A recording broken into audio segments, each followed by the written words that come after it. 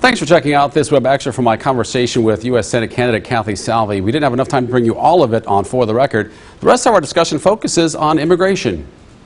You address immigration on your campaign website as one of your priorities, specifically border security. Do you support a border wall, and what legislation would you pursue in this area?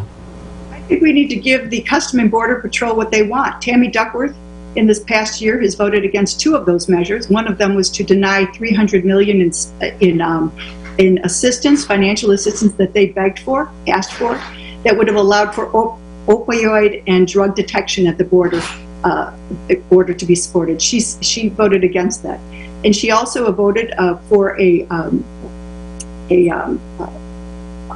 she has not voted to support Customs and Border Patrol officers, and I would support what the Customs and Border Patrol wants, and that would be a comprehensive initiative in order to secure our border. Because what do we have now?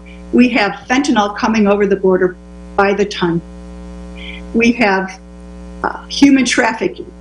And I asked Tammy Duckworth the other day in a debate, I asked her, do you agree that there is a crisis at the border, or do you agree with your Vice President Kamala Harris, who said that the border is secure? Well, we know over 3 million undocumented border crossers have come in since Biden took office, and this is a disaster.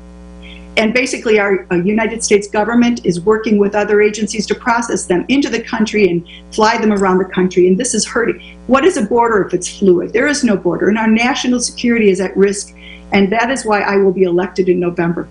Because Tammy Duckworth has allowed and sat silent, and in fact, any type of border protection that has come to a vote, she has voted against. Where do you stand on immigration reform on a larger picture? What changes would you try to make to current laws related to immigration specifically? Do you support a pathway to citizenship, for example? Well, interesting. She's the one who has served for 10 years, and look where we are after her failed leadership.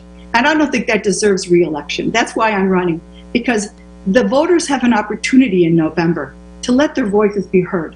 And you know what, I haven't sat there, and I haven't been in the Congress for 10 years to examine the immigration law. I think that there are many changes that are needed, because the way I see that legislation is often made, it's sort of one bill is one measure is piled on another, and then eventually you have this a nearly impossible system. Look at many of our laws. You know, an ordinary person with an advanced degree can't even understand what it calls for.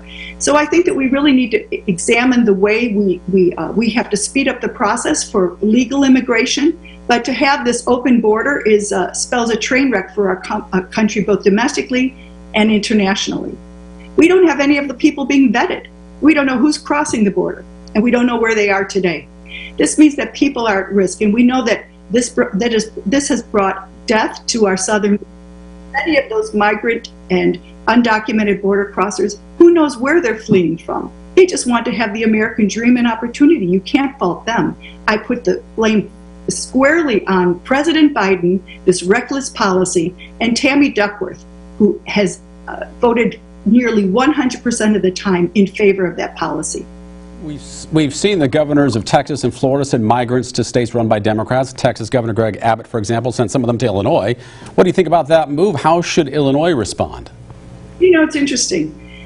I think it certainly got the issue into the news, didn't it?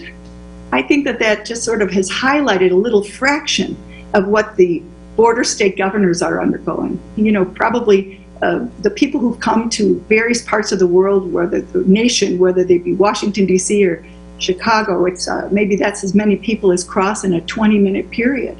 But there has been death and destruction and human tragedy on account of this White House and its rubber-stamped Tammy Duckworth.